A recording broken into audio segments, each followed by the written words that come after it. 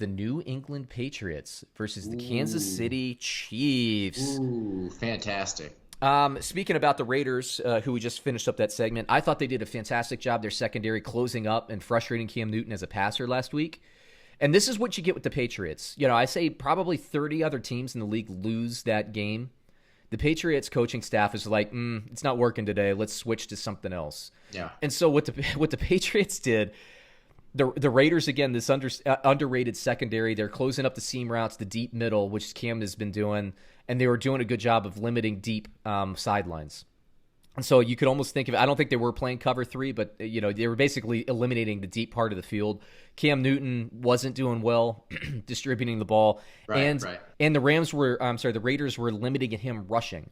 So he didn't have a good passing day, a strong passing day, like he did against the Seahawks. But running the ball, he wasn't having a great running day either. So what did the Patriots do? They said, let's just start running the ball with our running backs and ditching the ball over to Rex Burkhead. Yeah, right. Win the game. It's New England at its finest. New England at its finest. Quarter and a half into the game, let's switch our game plan. Let's throw that out the window. Let's try this. And okay, so let me just say this. I think maybe this is one of the rare games where coaching is about equal, and maybe game plan has less to do. Game plan and strategy will have less to do in this game, and it will come down to, can the defensive players of the Patriots keep up with the offensive players of the Chiefs? Mm-hmm. You know what I mean? Like, I think this game is going to come down mostly to talent versus talent and who just plays better. Because I think, to my point, if I'm trying to explain myself, New England wins a lot of ball games because they're smarter. Mm-hmm. Oh, yeah. Because they can strategize better and prepare better than you and make adjustments better than you. But I don't think that's going to matter this week. I agree. Can those DBs of New England keep up with the show that is Kansas City? This is the one coaching matchup where I still give the edge to Belichick, but it's the one coaching matchup. Me too. Look, you know what New England does defensively? They take away your best your best player. They take away your best player and they make you go to your secondary options. Andy Reid has historically, within the last 15 years, been the one offensive coordinator that says, okay, you want to take away, let's say, Travis Kelce this week. You want to take away Travis Kelce. You think he's the cog. And that's the thing with the Chiefs. You don't know which one Belichick's going to key in. Is it going to be Tyreek Hill? Is it going to be Travis Kelce? Is it going to be Edwards-Helaire or somebody like that? What's he going to do, right? So what Andy Reid does, and I haven't seen a single other offensive coordinator do this, maybe outside of the Shanahans back when Mike Shanahan was in, I'd put maybe them on Reid's level. And I would not put McVay on this level at this point, who I like. Maybe Sean Payton could do it too, but I'm saying it's a very small window.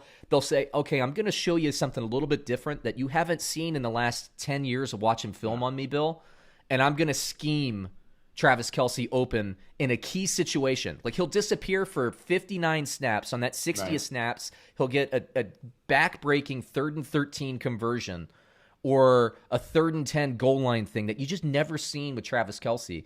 And that's what Andy Reid can do to Bill Belichick that no other coaching staff can. So Belichick isn't going to be out-coached. It's a matter of whether or not, from a strategy standpoint, he can be equaled. And there are so very few people. Bill Walsh, I guess the godfather of today's offensive schemes, right? He had trouble with Belichick and the Giants back in the day. So he's number one. He's it, man. He's it. So I agree with you, man.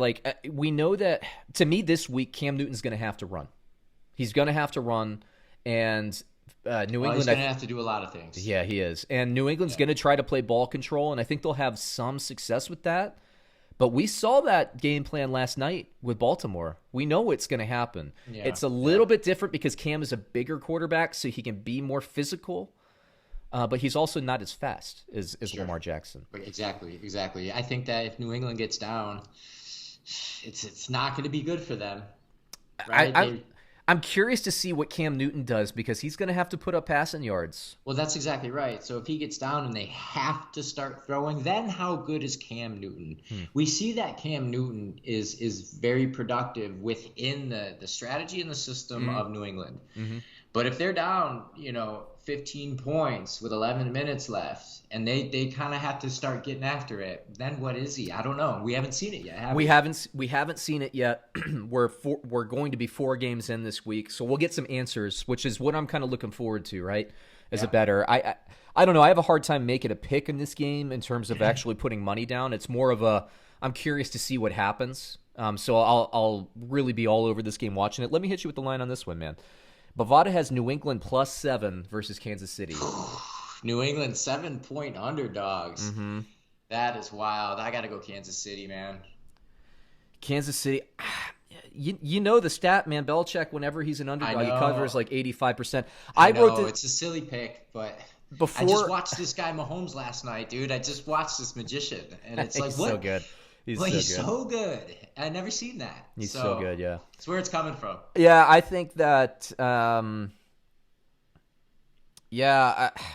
it's a tough one for me. I wrote down the score 24-20, so I'm going to take New England in the points here, but I think Kansas City wins the game. Again, I'm just more interested to watch this matchup. It's a lot of fun.